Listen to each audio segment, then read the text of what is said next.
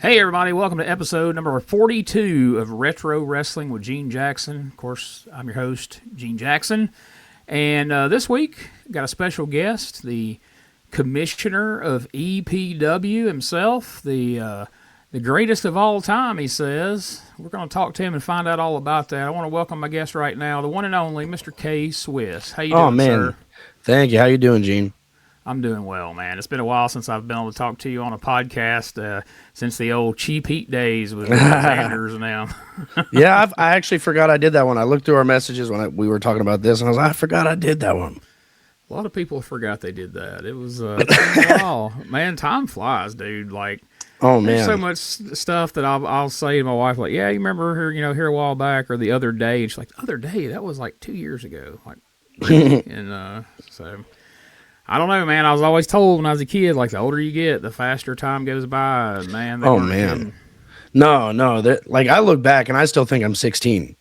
Yeah. I still think I'm a teenager. Like, have you ever had, like, a dream or something where you were in high school or something, you were trying to graduate, and you wake up, and, oh, man, okay, that was a dream. I do that all the time. Yeah, absolutely. It's so weird. And I feel so old sitting at that commentary table, and I'm watching Hunter and Dakota in the ring, and I remember like them being in baby carriers back, being at shows and them being little tiny babies, and they're wrestling. It's wild, man. But I know you got some stuff on your mind you want to talk about. You said on Facebook. Do you want to get into that right now, or you want to hold off? What are we doing here? No, okay, so I want to speak just about the wrestling business in general, right?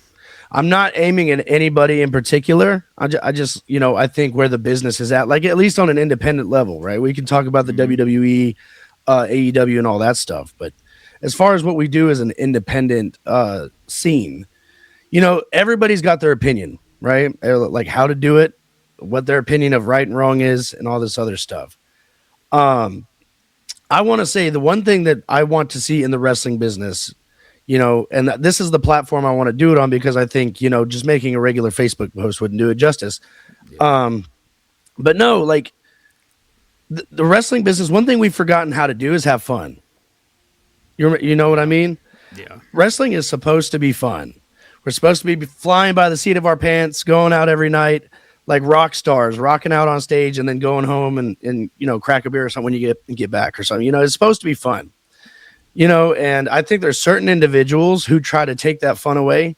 Some people who get a little bit jaded, and, look at these young guys that are coming up. You touched on it. You look back and everything's so much different, but it feels like yesterday, and some of us hold on to that. And, you could sit there and compare yourself to, I was that guy when I was that young and all that other stuff. I remember being the youngest guy in the locker room. Now I'm walking around and these guys are asking me for advice, and now it's just weird. And, some of us have gotten jaded and want to point the finger and say, this was horrible, instead of teaching people how to actually do this. Because you got to remember, this is a craft, right? This isn't something you learn overnight. No. So we have a lot of young guys that really love this business, but just don't quite get it, right? And I think there's a lot of people that are trying to bring them down. So what I want to say is to all the young talent, the Marco Harrises out there, the parental advisories out there, the young guys out there, make it fun. Take the advice where you can take it, and you take the BS and, you can put that wherever you want it to. But, just learn where the boundary is. Like, this is supposed to be fun. And if somebody's taking that fun away, maybe don't give them their opinion so much weight. Yeah. Right. And that's really what I want to say, because, I don't have a lot of time or a place to really say this, but I want to say this here. Guys, have fun. This is wrestling. EPW is blowing up. We're having fun. I guarantee it. Yes. And I want to see everybody else have fun too. And whether you work for us or you don't, have fun. I talked to Neil about this. I had him on the first Inside EPW, and I said this during the show, and he's like, "Well, I hope that's true." He said, "Because it ain't, he said if it's not, it wouldn't happen around me." But I think you're in the locker room, you can account for this, and I'm not just saying this because I'm involved, but like I've been in so many locker rooms over the years, And I've never quite been in one quite like EPW is right now, where most everything's positive. Like everybody's, pumping each other up. Oh Nobody's yeah. moping and sitting in the corner, talking and pointing and being those guys. Like everybody's genuinely happy to be there, excited to be there, wanting to do the best they can. And that's rare, man, because most locker rooms, you can look at the little cliques around. That's the guys over in the corner talking trash about everybody else, and that's the guys that think they're too good to talk to anybody, and you can just point everybody out. But unless I'm just overlooking it, I just don't see it. I don't feel that in your locker room. No, I don't feel that either. And I think we've done a good job at preserving that because, it's professional wrestling. Everybody's got an ego. I don't care who you are. Everybody's got one. But we've done a good job mitigating that and making sure that people put the show first and put the quality of the match and everything that you're doing first. And not just that, we all just genuinely want to see each other succeed. Yeah. That's the big part. We all want to see each other eat. We all want to see each other grow and, get those opportunities and make the most of them. But I'm sure it is strange for you. So, like, when you were coming up, like you said, you were the youngest guy in the locker room at one point. Who's some of the guys that you looked up to and respected and really valued their opinion? Man, there's so many different people I could point to. And it's a lot of people that, the younger generation now would be like, who's that? Because, wrestling has changed so much even in the last 10 years. But some of the people I looked up to a lot, of course, Kevin White, Brian Christopher, my trainers, looked up to them, respected their opinion a lot. But outside of them, I would say, you've got the Bill Dundees who is right there alongside them. You've got, oh my gosh, you got Handsome Jimmy that was in the locker room a lot with us. Jerry Lawler, Doug Gilbert. These guys that I was around all the time are guys that I looked to. They were kind of like my heroes. So, and, I wish these guys were around more to kind of give back to this younger generation too. But those were the guys I looked up to, and thankfully so. I've learned a lot from all of those people. And I try to give that back to everybody that I come across as well. Right. So kind of circling back to what we were talking about at the beginning, like that's got to be kind of wild for you to realize that now you're that guy for a lot of these young guys. Man, I've been the man. They're going to be on a podcast one day going like, yeah, man, K-Swiss, that's the guy that I looked up to. That's the guy who helped me. Well, they better. It's wild. They better. I mean, no, it is crazy looking back, and saying, one time I was the guy asking all the questions and getting it all wrong and trying to figure it out. And now these guys are coming to me and saying, man, what did I do wrong?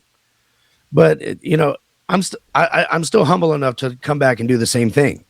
But yeah. It is wild, like being like I started so young, in my late teens, really getting serious about the business. And now it's like I'm in it 17 years and it's like it was yesterday. Yeah. It goes by like that. But I know like every time I'm watching the show and I see that commercial for the EPW training school, or when I get to the show earlier and I'm sitting there and I'm watching everybody training in the ring, and I know like there was some of that for like I was a generation before you, I guess, because like I was training in like '97. When would you been breaking in? Well, see, this is gonna say my age here, but I didn't get started in the business till 2009. I got you.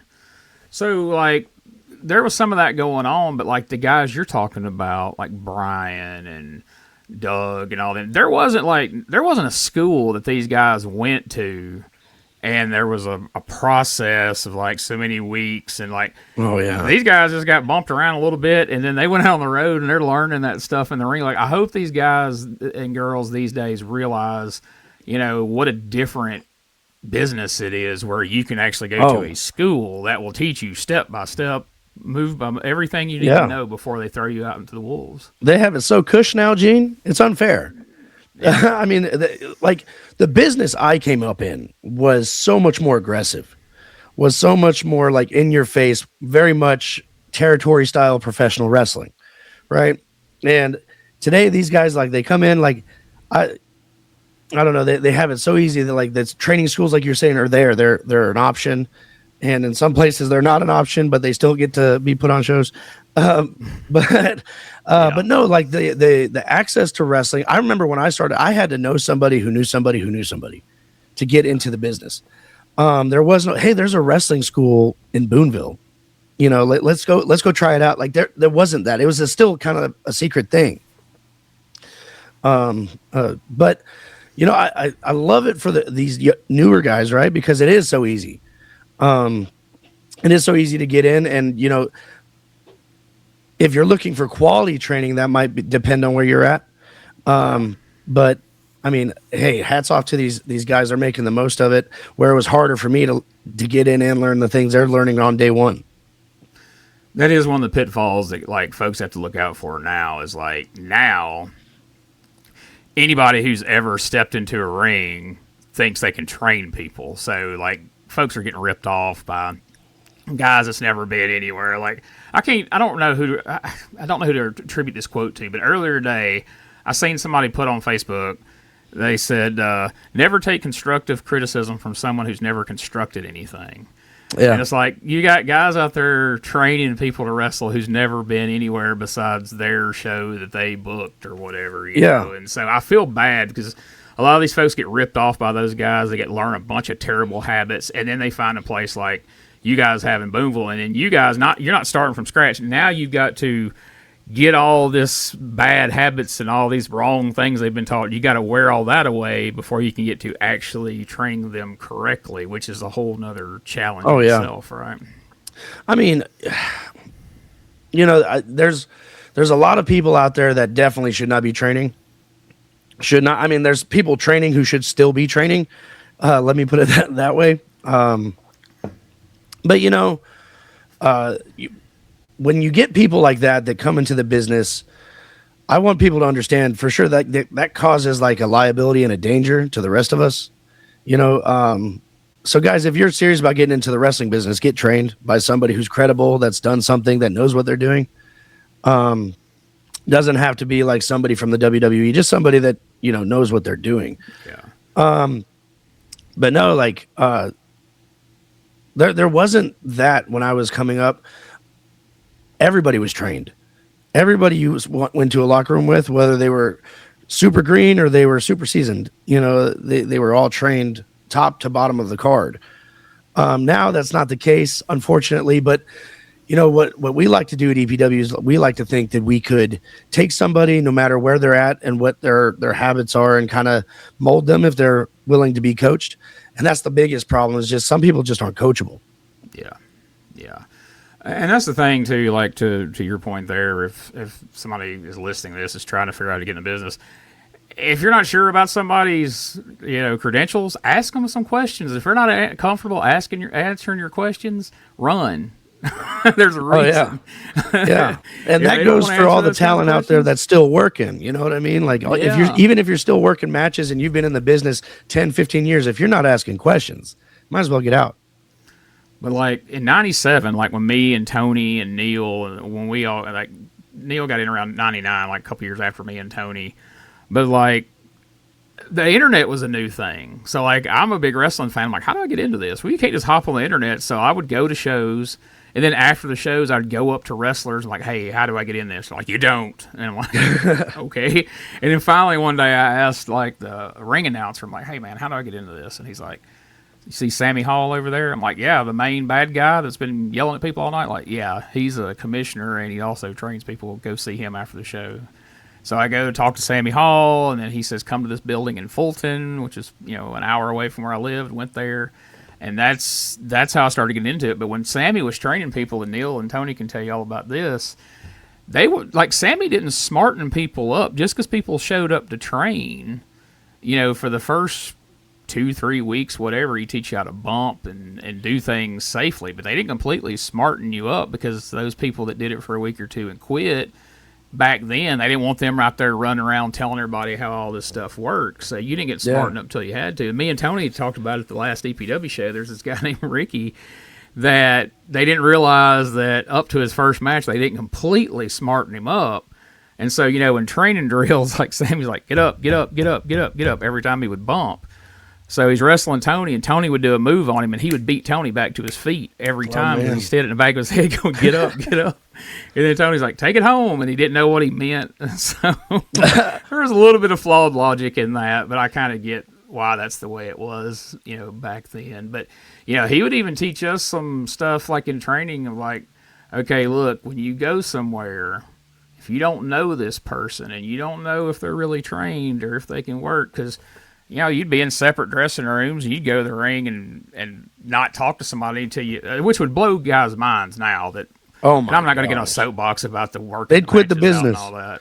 But yeah, like you would come in like, hey, you're working so-and-so. Who's that? Well, he's in the other dressing room. And you'd get in the ring and ring the bell and like, hey, I'm Gene. But you didn't know what you were getting into. And sometimes a couple spots in, you're like, this guy doesn't know anything. And so Sammy had taught us like a couple like, all right, if you realize you're, in there with somebody that's potentially going to hurt you, here's some couple of ways you can hook them and get them down and do what you need to do with them. And he's like, there's pretty much a 3-strike rule, Yeah. If 3 times they either stiff you or you don't know what they're, you don't know if they know what they're doing, handle it. And so that's what you used to have to do back then, Oh my gosh. I swear for the first 6 months of my training, Brian tried to make me quit. That was his goal. I mean, rightfully so. Like, who's this kid getting into the business? He's not going to stick around. Let's see. But I mean, that was probably the worst 6 months of my life. Just that. It was nonstop cardio. Kind of like you said, bump, get up, and just try to see if you'd quit.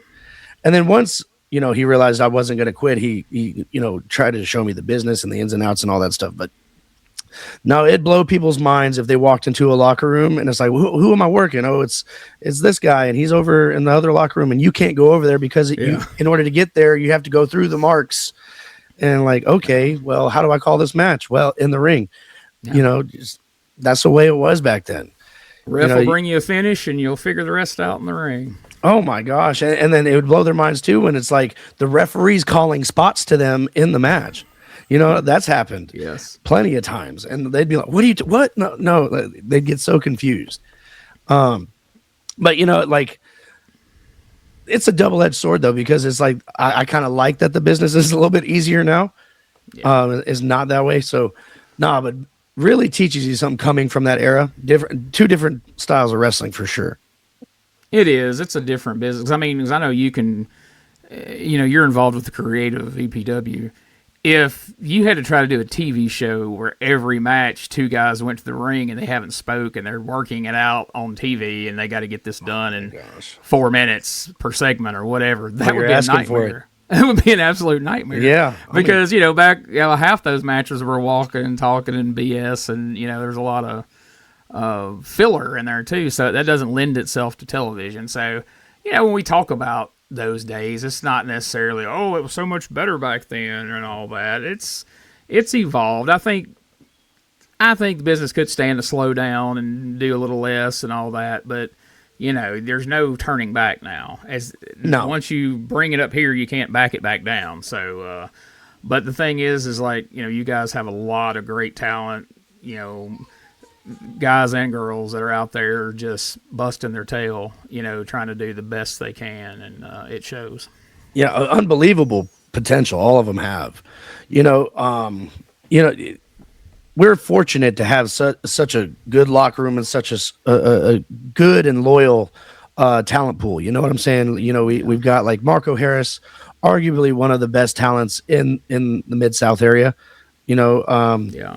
You've got him. You got guys like Grayson Pierce, who's right up there, just as talented, all the potential in the world. You got other guys coming up, like, you've got Parental Advisory, give them a little while, and I see them coming into their own a little bit. And then we're always pulling people in to kind of give these guys some advice, some experience for sure, because that's the most important thing is experience. But for the most part, man, hats off to all the talent, all the girls too. Like Maddie is, like such a character. I get behind it. I love what she does. Yeah. Even if you hate her, you love what she does. It's just entertaining. You got Diana out there who's ferocious, and then you got all kinds of different types of people, different types of characters. And I like to think we tell a story different. I like to think that we approach wrestling different, where we try to we try to see what the fans want and then do it our way. We're not traditional, we're not new school either. We're kind of our own thing, and I think that's what really makes us different. Yeah, I think I've tried to explain to people, because everybody knows me, knows that I do all these retro podcasts. So I watch tons of old wrestling, USWA and Memphis and Continental and all this different stuff. And Gene's a nerd, guys. yes, and I got to a point where I just didn't have time for current wrestling. Like, I don't keep up with WWE or AEW or any of that really. And I was following EPW for a while, and then I got busy enough. I kind of lost track of it for a little bit until I got back involved. And I was a couple of friends of mine like, well, what are you doing commentary for a news promotion? You don't even watch new wrestling. I was like, dude, this is different. Like, I'm not going to say it's old school wrestling, because it's new style. It's the current style of wrestling. I said, but the way they tell stories feels more old school. Yeah. And my one buddy's like, I don't know. That don't make sense to me. And then he watched like 4 episodes in a day, and then he called me the next day. He's like, oh, I get it. I get what you're saying. He said, I can't even put my finger on it and really give you an example of exactly what that means, but that makes perfect sense. He's like, yes. He said, it's like kind of like watching old school Memphis. Is episodic, and one thing builds the other, but it doesn't feel like, Raw or AEW or any of the current stuff. Well, I mean, I think our approach, like I said, the approach is different, where from a creative side, we try to put people together, first of all, that we know are going to, perform well together. We try to make sure that we get a good match there. But more importantly, man, I tell people to go out there and be real. Just be real. And that's the thing about old school. You could not tell me that, Jerry Lawler and Andy Kaufman didn't hate each other. Right. You could not tell me that. You couldn't tell me that everybody on USWA didn't believe what they were doing, right? Like, it was like, and all the stories too were like, I could see myself in that position. And I think when you do that and the fans able to put themselves in the shoes and be like, oh, I can see myself there, that's where you really got them. I mean, there's a lot of approaches to wrestling where it's more like, feels like a reality show almost, or like it's trying to get people to, I'm going to let people in and through the fourth wall here, but they look for the pop. They don't really look for the investment. And we're looking for investment. We want you to invest in the characters, invest in the stories, and that way we when we tell a story, it actually matters. Yeah, because like you were talking about, all the people that I grew up watching, that was them. Like, you never heard them say, well, my character. Like, I promise you, like, Jerry Lawler never said, well, my character and Dundee's character wouldn't do there. Or what character? Like Doug and Tommy doing podcasts every week with Doug and Tommy, and writing a book with Wolfie and talking to those guys about those days. That's who they are, and they talk about that stuff, those angles and stuff, like it really happened, because half the time they were pretty heated about it. I mean, Wolfie would be like, oh, man, they stiffed me with this and that, and then Doug and Tommy thought it was funny to pick on Wolfie and Jamie and egg them on, and so there was an edge to it all when they cut those promos, because they were mad and they were looking forward to Monday night when they go out there and take it out on each other. My God. And you said it like that's Jerry Lawler. Jerry Lawler in person behind the camera is the same person in front of the camera. Like, it doesn't, he's Jerry Lawler. That was Brian Christopher. That is Doug Gill. Like, all these people, that is who they are. The difference is they turn the volume all the way up, and it's just them to the fullest. And, that's what we push our guys to do, is like, nobody can be you but you. So go out there and be you. And then you got Bill and Jamie, whose volume may be higher in the dressing room than it is out in front of the camera. Jamie's is something special. He's got a whole new octave for Jamie, but yeah. But I mean, I would get so tickled listening to Bill in the dressing room, like looking out the door, watching a match and watching him get fired up. They're killing the business. What the hell are they doing? Yep. He'd have a chair to say, I'm gonna run out there. Like, whoa, don't do it, Bill. Oh my gosh, I've been there when Bill would tell people, the best thing you could do for the business is not be in it. I've sat there and watched somebody come through the curtain and Bill go, burn your boots, as soon as they got both feet through the curtain. And every time I was in the locker room with Bill, I was afraid he was going to do that to me. Thankfully, he never did, but I was so nervous because, he's just honest. Yeah. Call like you see it. Those guys, man, they were on the road this wasn't a weekend thing for them. They were on the road every night away from their families and getting hurt. Like, they built the business, and I can see why they take it personal when, especially a few years ago when things were really bad. You'd go to shows, and it's just like, why is this happening? Like, how did this even become a show? Yep. And then those kind of guys would get booked, and they'd stand there and watch it and be like, what's happened to our business that we spent our lives building, Yeah, and I think that's why, some people get jaded a little bit because the business is definitely not what those guys had when they were in it. Yeah. And I tell guys all the time too, take advantage of your time now because it's your business. It's your business now. Like these guys I grew up looking up to, they're not in the positions they were in. And so it's kind of a brand new business, and these guys that, laid the foundation for what we do and deserve all the credit in the world. They look at it and go, man, this stuff is not what I did. This is not the business I made. But unfortunately, it's like you said, once you take it to a certain level, there's no going back. So like Memphis old school style wrestling is not going to be the new WWE. It's not. It still works. It still has its advantages, but I mean, the business moves on with or without you. It doesn't really matter.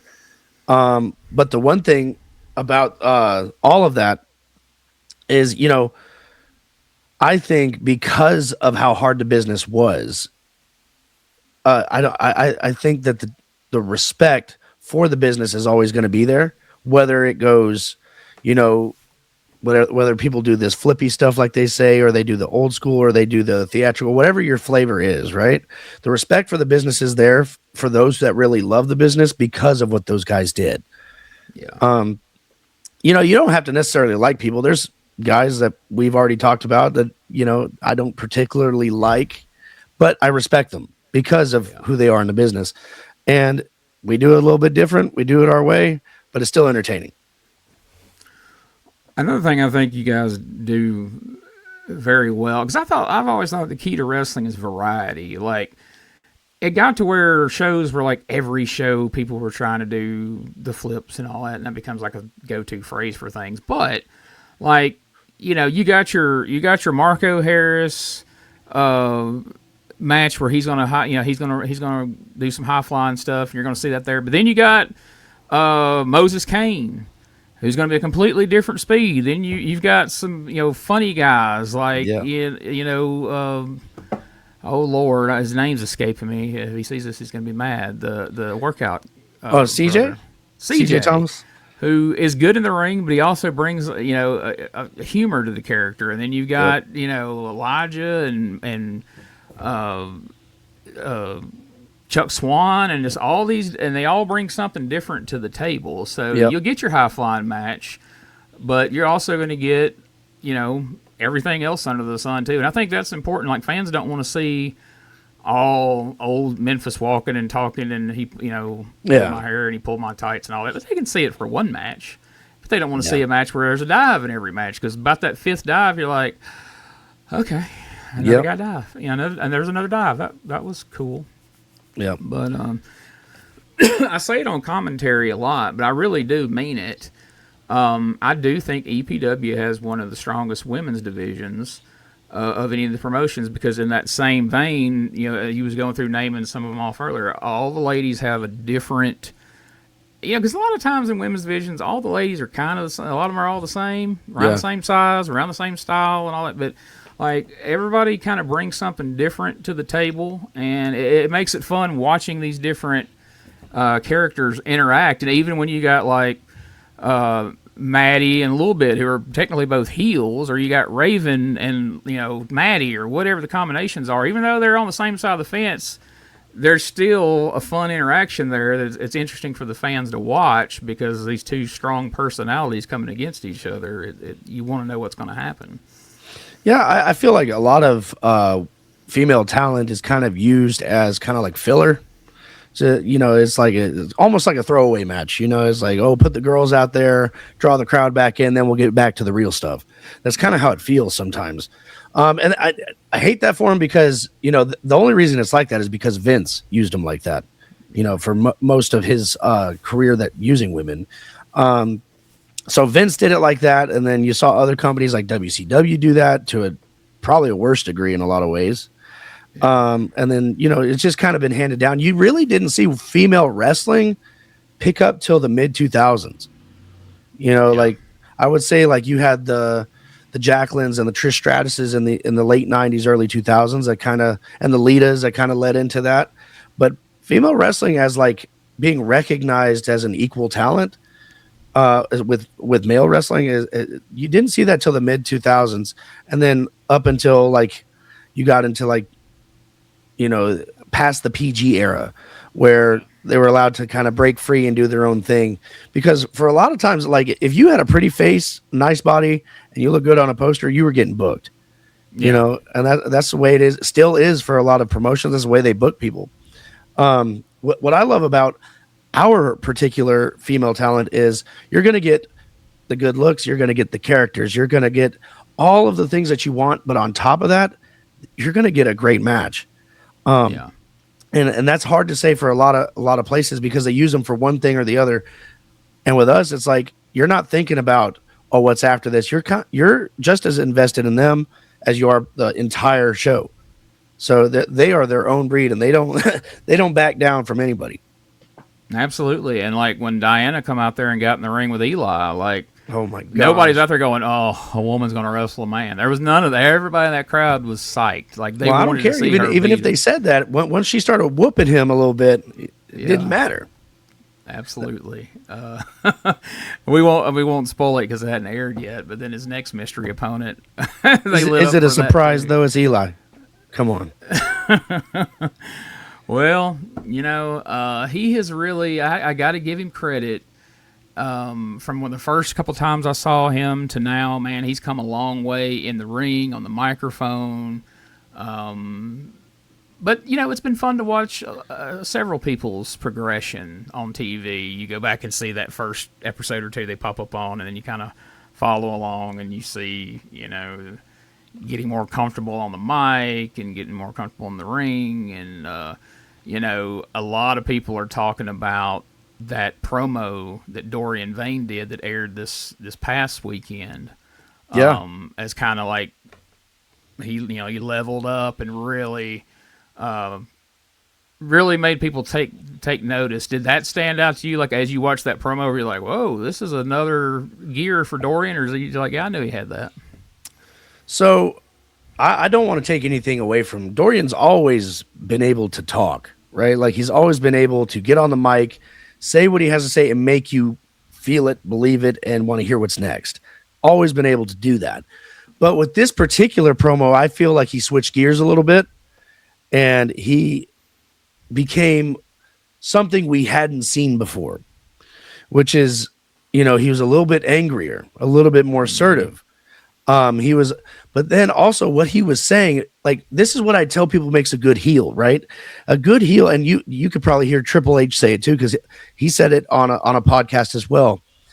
A good heel isn't necessarily somebody people hate, right? Like, you don't have to hate this person for them to be the bad guy. Like a really good heel is somebody that the people disagree with, but they understand. And that's what he got over in that promo is nobody agreed with him, but they understood why he made that decision, why he was saying what he was saying, why he felt the way that he felt.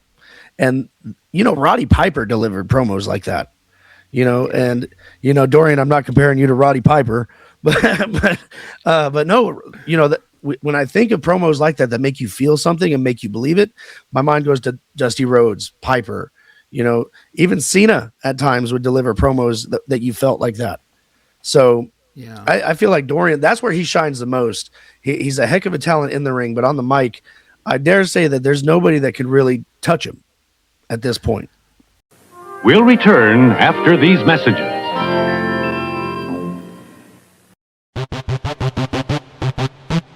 Ladies and gentlemen, welcome to Give Me Back My Pro Wrestling. the podcast that's based on the old school but can still help you find the good stuff from today. Jimmy Street and the Plastic Sheik, Jared, are the undisputed tag team champions of the wrestling podcast world. From thought-provoking topics to superstar interviews to action figure expertise. This team does it all, and all they ask is, give me back my pro wrestling!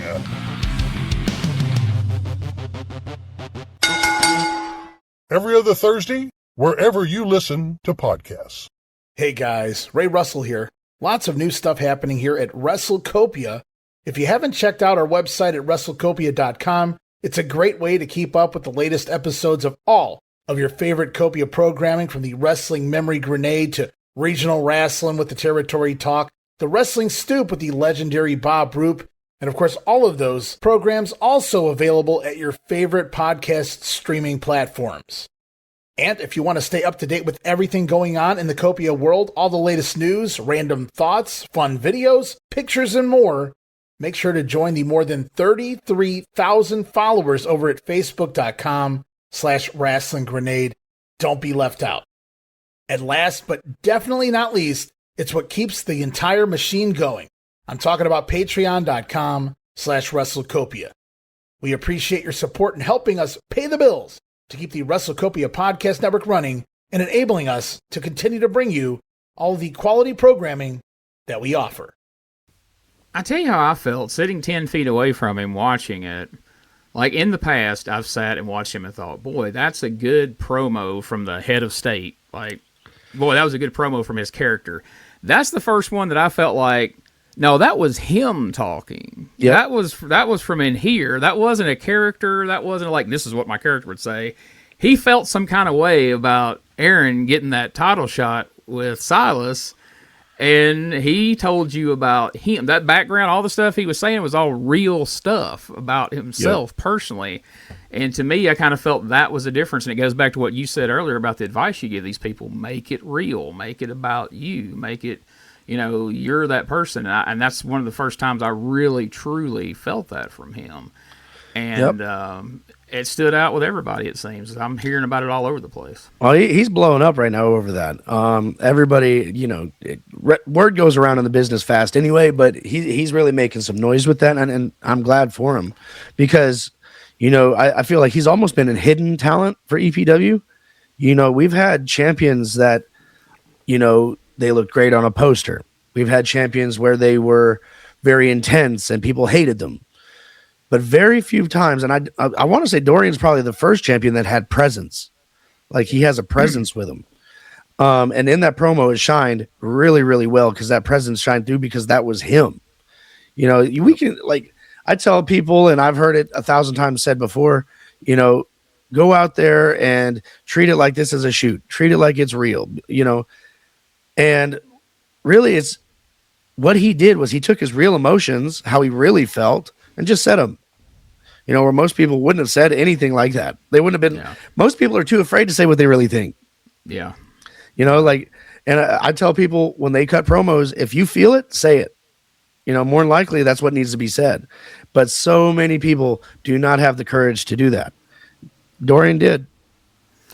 And there's a lot of people that you see, that's when it all comes together and they take off, is when they start trusting that instinct and saying those things and doing those things. And that's when people are like, oh my gosh, Austin and guys like that.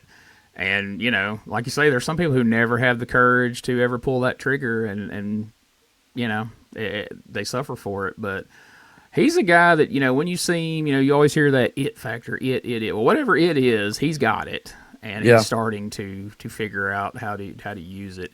But I'm talking about promos. I want to say this. I went and tried to find her in the locker room after the show. She was already gone. But I'll tell you who else who had a hell of a promo on that last set of tapes. It hadn't aired on TV yet, so I won't say what it was about to spoil anything. But Makari, when she came back out for that second promo, I felt that. It felt different, didn't it? When she walked away, I looked at Joey and I was like, I believe that. I believe she's fixing to whoop her ass if she goes back there and sees her. I want to go back there and shake her hand and be like, cling on to that. Do that. That was tremendous. She got a standing ovation in the locker room from that. Good. I'm glad to hear it. She really did. And, I'm kind of like the hand behind the tail here. You know what I mean? Like I put these two together. I thought that, first of all, Raven, I felt like, and Makari both, I felt like they were two talents that we weren't using enough.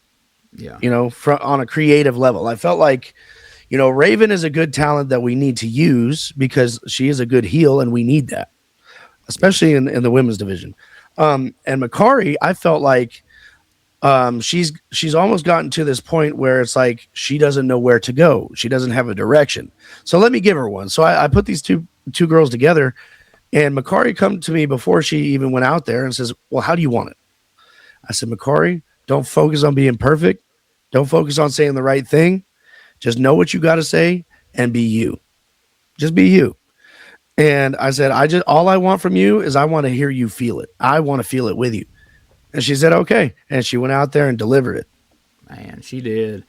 But Raven is so good at the disrespectful, dismissive, like the one line the week before the setup with her and Makari, when she's like, I got a title match prepared for her. And she's like, it's not like you're going to win. That one line sold it for me. I was like, God damn, that's perfect right there. Yeah. Oh, my God. I knew that feud was going to work as soon as she said that, you know. And then when, they go to the next week, and then Makari has that fiery comeback. Like, now I can't wait to see that match. It wasn't even a match that ever occurred to me previously, but now it's like, oh, we got to see this. This is going to be good. And that's what I wanted when I put it together. I was like, if y'all do this right, you know, it's going to make people want to watch TV just to watch you guys.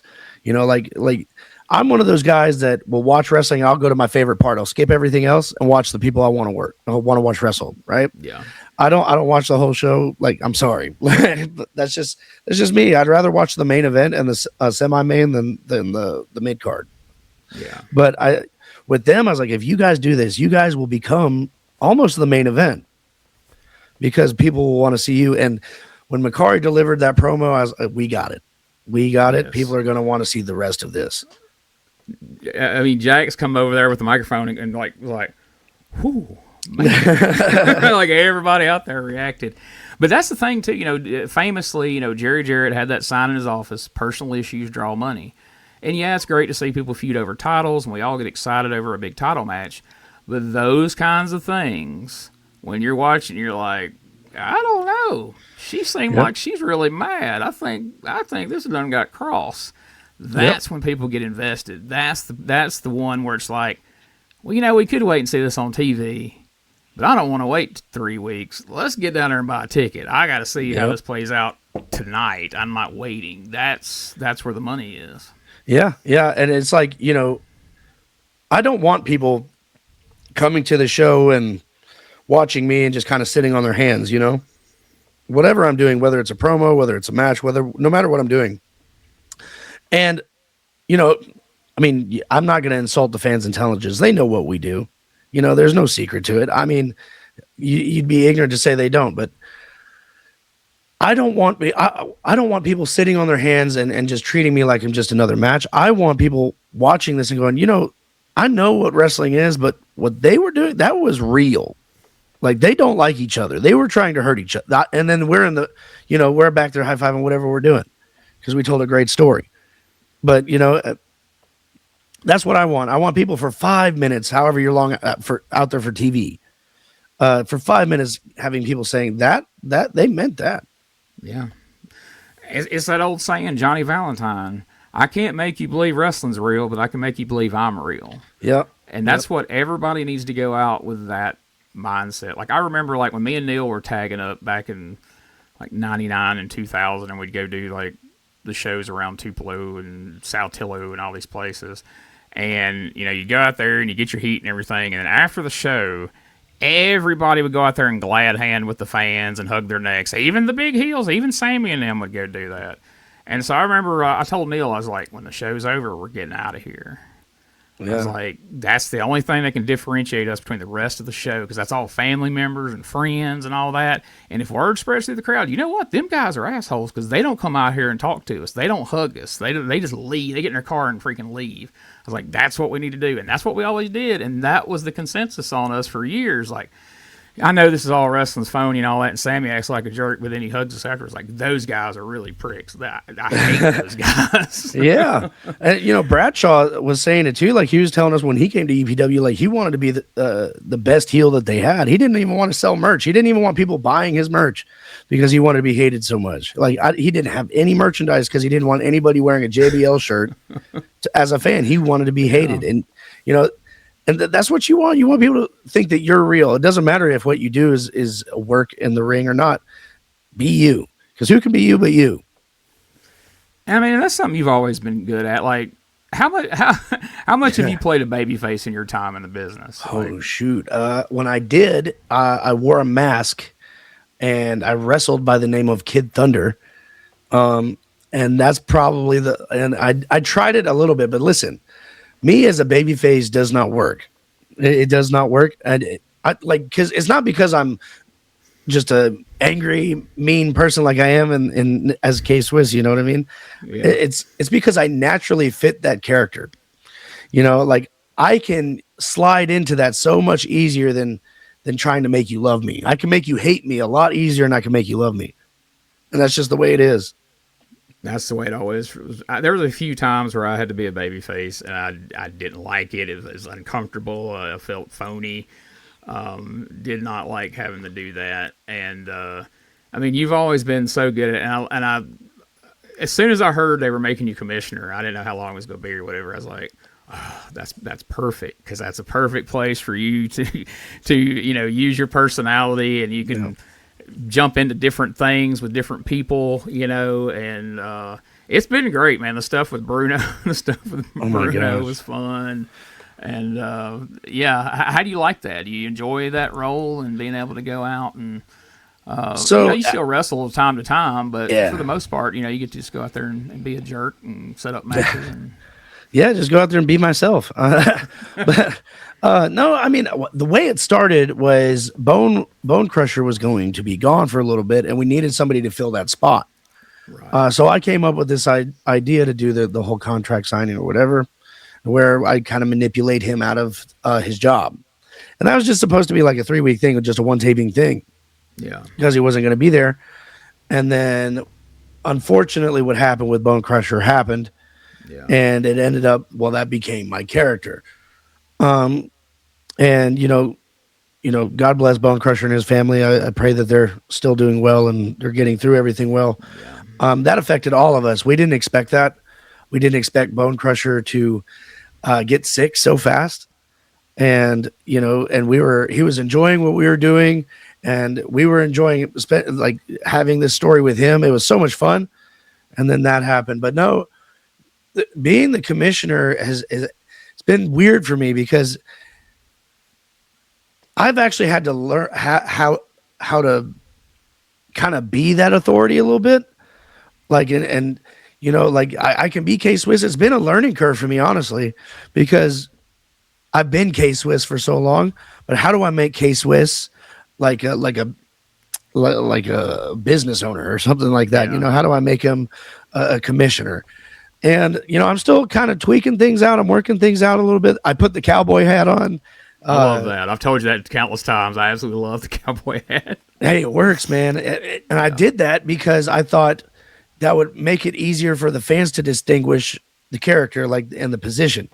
Right. I might have stole that from Mike Thrasher as well. But no, the commissioner gimmick is really fun. Honestly, there's a lot of room for character work and just getting I find myself, honestly, being one of those comedic characters now with this commissioner. Yeah. I like K-Swiss for so long. I was so angry and just, I'm the greatest and I'm the best and I need the title and I'm this and that. And now it's like, well, now you're going to do what I say. And it's really my show. And it's just an evolution for the character. And we've got plans for it. We've got a lot of plans for it. And I just hope everybody's enjoying it as much as I am. I mean, I feel like they are, because I really am. Like I said, I think at first I had heard, like, well, it's just a short-term thing with, and then, like you said, I mean, who in the world, like, I go there in July and Bone Crusher's there doing the Uncle Sam thing, and then I hear, like, he's sick, and then it's like, in no time at all, everything just, unfolds the way it did. Yeah, man, it's been fun because the times you need to come out there and be authoritative, you can come out there and do that. But then the times where you need to kind of back down and play the coward, you can do that, and it's all believable, But sometimes it's funny, sometimes it's serious, and I think a role like that, it's good to be able to do. They can't be all funny, and it can't be all, and it can't be all. So you've done well at mixing it up, and so when Commissioner Swiss comes through the curtain, you're never really sure what's about to happen, but something's fixing to go down. Yeah, like I tried to make the gimmick kind of like a parody of Vince McMahon a little bit. Yeah. Like it's in certain moments where he's like, when the girls are around, he like gets flustered and he likes to check them out like that. I put that on a little bit. Vince, when he got mad, he'd get red in the face and he'd start yelling and getting big, and I do that. So I took a little bit from Vince, and then I look at other people, and I was like, okay, there's a little bit of Eric Bischoff that I could use, and just what could I use from the actual K-Swiss gimmick? But no, it's just I'm just glad because honestly, wrestling right now, the reason I became the commissioner in the first place was I was having some issues with some back issues, and I still kind of have them, but I can still wrestle and stuff like that. But that's been a blessing too, because, I don't really know what the severity of it is. It's just, I know that when I wrestled Chris Styles on the Christmas show, I was limping to the back after that. So I had so much fun in that match too, but yeah, I was hurting for sure. So this commissioner gimmick, I think it's working. I think it's doing good. I don't know what anybody else thinks, but I'm having a lot of fun. Yeah, 100%. And I'm sure it makes it easier for you to do your backstage role because you're not having to plan out a match, get dressed, get your gear and plan a match and all that kind of thing, So sure, that helps as well. But I do have to ask about something. That was talked about a lot. Like, We'll return after these messages. Relive the glory days of Memphis wrestling with the Retro Wrestling Review USWA podcast. Each week, we go back in time to review USWA Championship Wrestling from the 1990s, episode by episode. Join us for watch-alongs, behind-the-scenes stories, and exclusive interviews with people who were there and lived it. Whether you grew up watching it or you're discovering it for the first time, this podcast is your ringside seat to Memphis wrestling history. It's all a part of the WrestleCopia Podcast Network. Listen now at uswapodcast.com.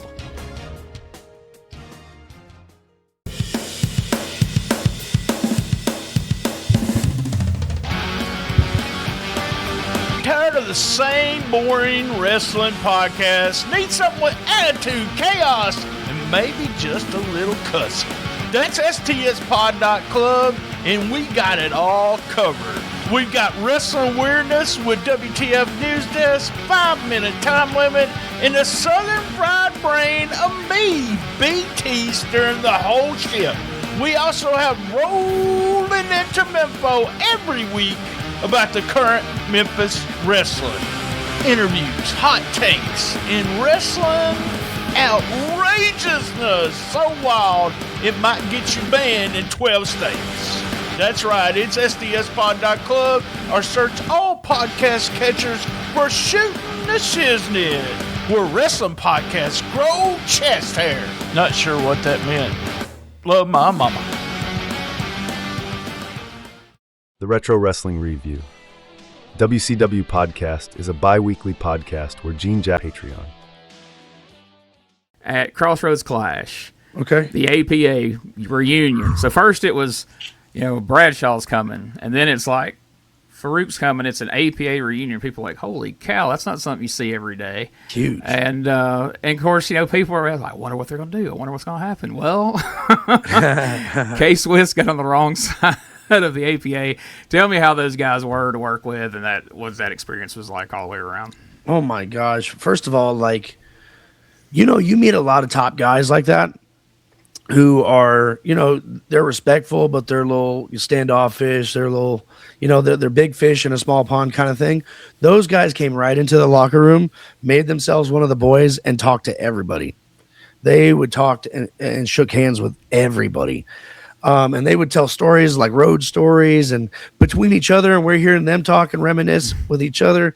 And, you know, the young guys are getting to pick their minds. I'm getting to pick their minds, and just had a blast just being around two guys I grew up watching, and I'm starstruck. And I met John Cena, you know what I mean? But I'm looking at these guys like, wow, you know, like, so, and they were so great that, like, you want to talk about Bill sitting at the curtain watching matches, telling people to burn their boots and stuff. They were in there watching people's matches, and they were watching Doug and that tag match with the Initiative, and they were in there yelling stuff at Doug, making fun of Doug, just like in jest, like they're just talking smack.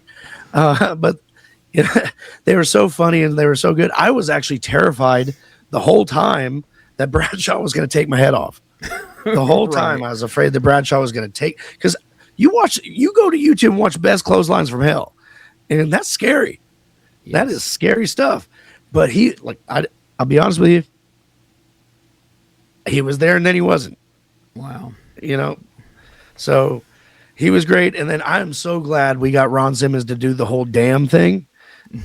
Like, just to have both of those things for me in my career, having, not only am I getting to cut a freaking promo against one of the best promos in the modern wrestling business and one of the top draws in the modern wrestling business, JBL, he's clotheslining me as well. So I'm getting a two and one there from him. And then I'm getting the damn that I always popped for as a kid, said to me.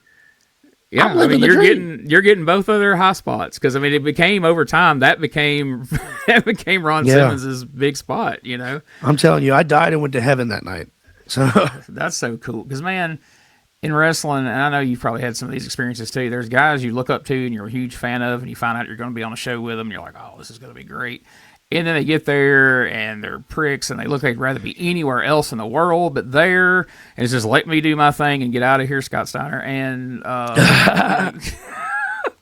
you just never know when that's going to be. So when those guys turned out to be just the nicest guys in the world and was super cool to everybody, and you know, man, them guys could have come in, he could have took your head off, you know, and you'd have shook his hand and thanked him and you know, went home in a neck brace, because that's how wrestling is. But he didn't. He took care of you, and it was a great experience. That's awesome to hear, dude. Yeah, and he was so cool about it too, because I was like, man, how do you want this promo to go? He's like, say anything you want. He's like, I don't care. I was like, well, I know some people don't want me to call them old or whatever. He's like, call me old. I don't care. He's like, you're not going to hurt my feelings, dude. I've been told a lot worse. And I was like, okay. So I'm like walking around the arena trying to think, what can I say? Because honestly, like, it's not going to get me a job, but I got to make an impression with this guy. Yeah. Like, I gotta make it good, make it worth his time at least. So I'm sitting there walking through the back, like, what can I say? And I get this idea, and this is the K-Swiss part of me that does not care what people think.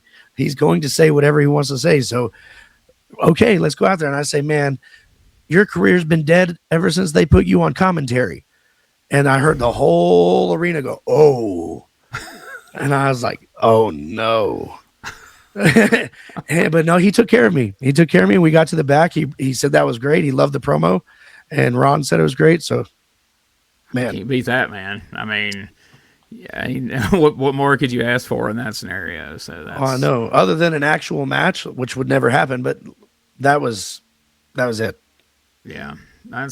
And that's something like EPW has done very well at you know, bringing in stars that helps. Like, I was talking to Roman McPeak. I'm having him be a correspondent on this Inside EPW show, because he does, you know, content online and goes to shows and interviews guys and this and that. And so I asked him, I said, so how'd you get to be aware of EPW? And he's like, well, you know, I live in Jackson, Tennessee, and I found out about Crossroads Clash. And he's like, you know, there was a couple guys on the show I really wanted to go see, and so I go to Corinth and I see them and meet them. But then the rest of the show was awesome, and then I was hooked. And I was like, there you go, because that's what those big shows are all about. And I think you guys have done great at that over the last few years of bringing in the right people at the right times that hooked people in, whether it's people who were able to come buy a ticket or just online. You know, they see a thumbnail like, hey, Davey Richards or, you know, James Storm, Crazy Steve, whatever, and they click on it, and they're like, oh, this is all good, and now they're back every week, and so that's. I mean, I don't know how strategic you guys have been about that, but it seems to be working for you. Well, I don't know how strategic it is, other than just sheer dumb luck sometimes. Well, I mean, as far as who you choose, I guess is what I mean by strategic. Well, I mean, there's that. See, so it's not so much strategic. I mean, we all share this philosophy, all of us that are part of creative, is that we'll give an opportunity to those we think that can do it, that can carry that kind of thing. Not just that, but we are going to give that opportunity to those who deserve it and earn it. We're not going to put you in a big name kind of match on a big card if we can't even get you to show up half the time, or if we don't see much potential in your character, or just little things like if you're always late to the shows or whatever the case might be. We give the opportunities to the people that can take it on themselves and execute it, but more or less have earned it and would be those guys in those positions because they worked for it. Nobody gets handed anything. I think that's what makes us so good in a way, is because everybody's working for it. Yeah. Everybody's working for that match. Everybody wants James Storm. Everybody wants Rhino. Everybody wants JBL. Everybody wants Mike Elgin. Everybody wants Heath Slater, Enzo Amore. Everybody wants to work these guys. I think because we're so competitive, that's what makes it so good. So when people watch the show for the Enzos, for the Rhinos, the James Storms, when they click on the video and they see that, and then they watch the rest of the show, it's like, oh, so I got suckered into this, but I'm here to stay. So, and that's the thing about EPW. You get sucked in by like what you're familiar with, and then we give you something new. Yeah, that's the key. And I think that, like you said, that's a big thing there that motivates the roster, is like, they know, hey, if I work hard and do what I'm supposed to do and impress, I can wrestle one of these big names. It ain't just like, a lot of promotions over the years, like, well, all right, they're bringing a name in, but the promoter's buddy is going to be the one to work them every time, or whoever Bert's sweet on right now, that's who's getting the match. But at EPW, you guys shake it up, and there's different people getting big matches all the time. So. Yeah, and the fortunate part of that too is every time we've kind of done that, everybody stepped up and knocked it out. Like Dorian, you watch his match with Heath Slater. He's not just a guy on the mic; he can get in there and work too. Oh yeah. Same thing with everybody who's been in there and worked guys. You look at what the initiative is doing and the people they've worked and those tag team matches they produced. And then you look at, guys like, like not just me, like working with JBL and making that good, but you look at what Eli Knox did with Enzo. That match was phenomenal. Yeah. At the Clash. So these are we get these guys, and we're blessed to have them as talent, so we can have these opportunities to give them. But at the same time, they're learning as much from these guys coming in and teaching them stuff as they are getting to step up to the plate. And you watch these other shows that they're bringing in people like you said, and they're just working the promoter's cousin and the guy that has had the belt for the last 3 years. And what I guess I'm trying to say is a lot of shows do that and they're predictable. Well, we're not. We are the furthest thing from predictable. And that's the thing. Those guys go back and tell other guys, like, hey, if they call you, if that EPW show calls you, go down there. They got some good talent. They draw big crowds. They treat everybody well. Because, once guys go and work that nephew or that awful dude, and like, if you go, you better charge double, because it's like pulling teeth getting the match out of that guy, and they don't advertise well. There probably won't even be a crowd there, so you ain't gonna sell any merch and all that. So that's helping you guys too, is bringing people in, and they're going back and telling people like, no, you do that show. They'll treat you right. You'll be taken care of all the way around, and that means a lot. Having that word put out for you. Yeah, I mean, I'm so thankful that we've been able to develop a product that when we call, people know it's something good. I'm glad we've been able to develop the reputation that we have, because there's a lot of shows around us that don't have that reputation. There's a lot of big shows too for their area and their markets that don't have that reputation. So I'm so thankful we've been able to go into places other wrestling shows have never been able to touch because of our reputation. Yeah. So, I mean, and that falls back on the talent too, for being such a good roster and loyal to us and dependable. And a loyal fan base. I mean, oh man, you guys have a great fan base that are there, come rain or shine, snow, whatever it is. If the show's happening, you got a certain core group of fans that will come no matter what. They'll travel to Philadelphia, Mississippi, some of them, if need be. Oh my gosh, they are wild. So one time we were doing a show. I don't know if you were there or not. I think it was I want to say it was a Christmas show or something like that.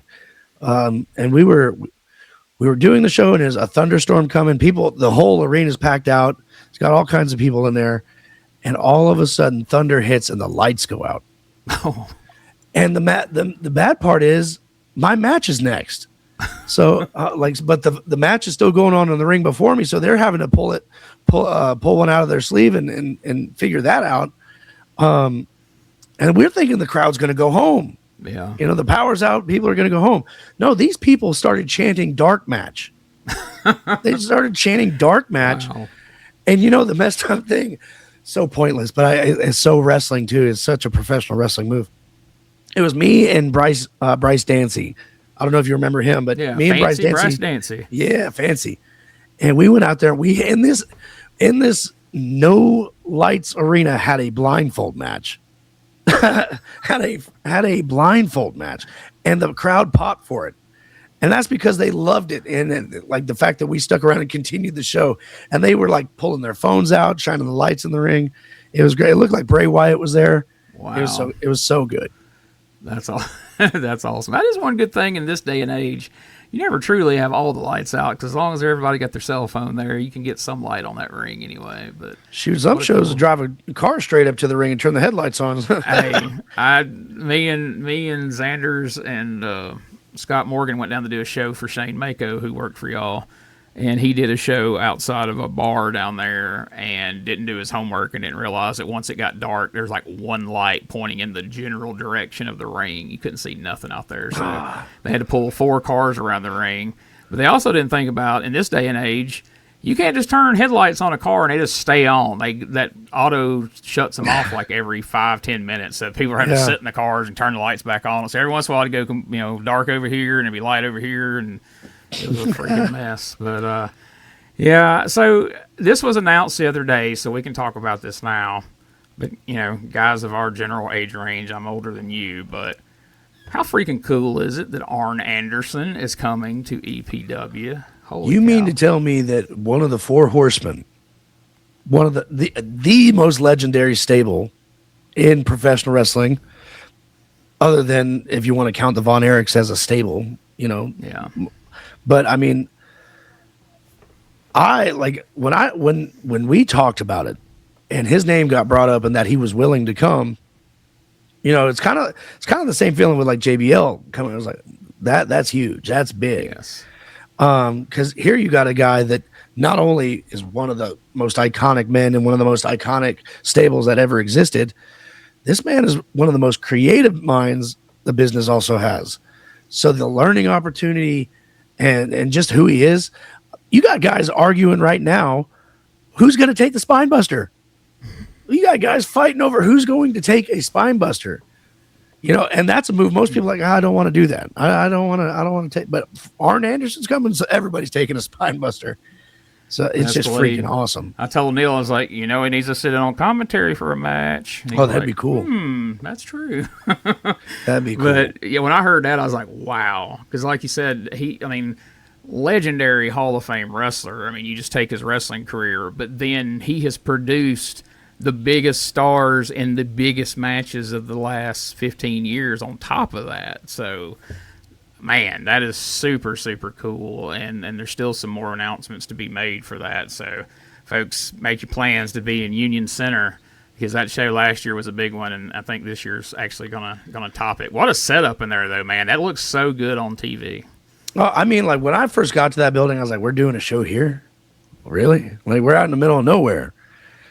And then like you get in there and you see the setup, it's like, oh, okay, this might be good because it looks pretty decent. And then the arena starts to fill up and the energy is there.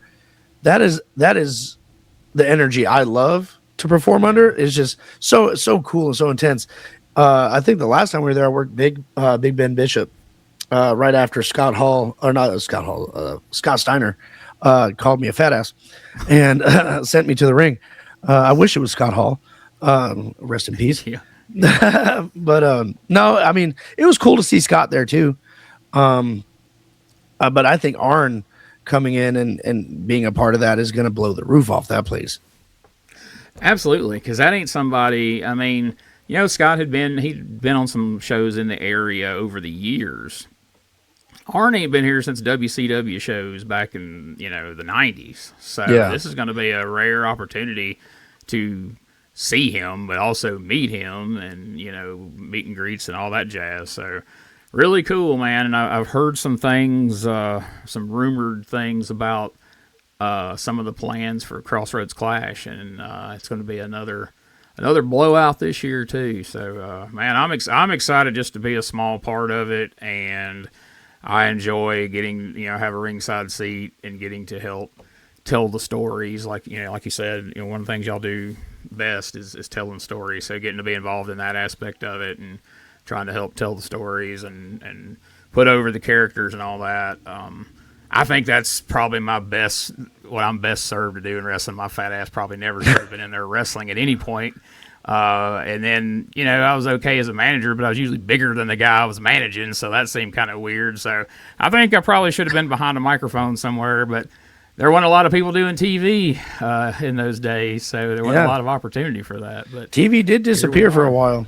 But I mean, what y'all do is so important, and I think, you know, I've told Neil. He's going to laugh when he hears this, but I've been trying to put me on commentary. That's what we need. And I've been on it a couple of times and it's fun. I love doing it. I'm more of a color commentator. If I'm calling a match myself, I like to call the match and all that stuff. But what y'all do is so important. I think of like when I watch wrestling, if it wasn't for Jim Ross and I turned the volume off, it would be a different show. So it's the same thing with us. If they turn the volume off on y'all, it's a different show. Y'all make it just as entertaining, even more entertaining than what we do in the ring and what we do in our promos. Y'all actually give the background and the stories to it so people can follow along with it. Y'all are the voice, man. Y'all carry it. We're the talent. Y'all are the voice.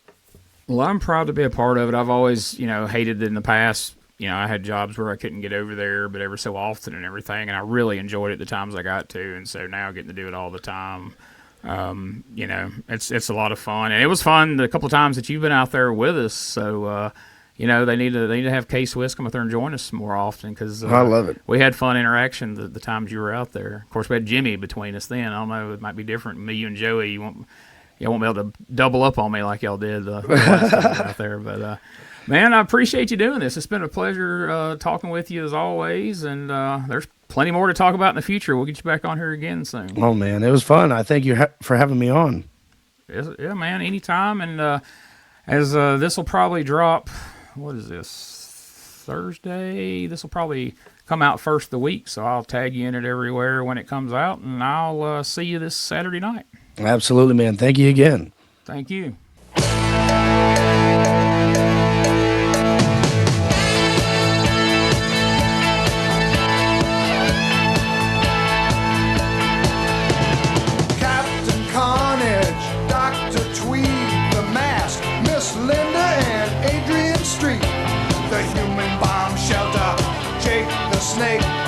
Mad Dog DeCurso if it's real or fake. Golden Greek Taurus, the giant goon Dickoff, El Toro, the Grunt Brothers too. The Wild Samoans got something crazy going. They're gonna be going after you. Wrestling tonight. Everything is bigger than life. Wrestling tonight. Rock and roll and wrestling tonight. Flying drop kick, suplex, mare, stomping on the throat, pulling on the hair. Figure 4 scissors, back break the knee, down for the count, and it's a 1, 2,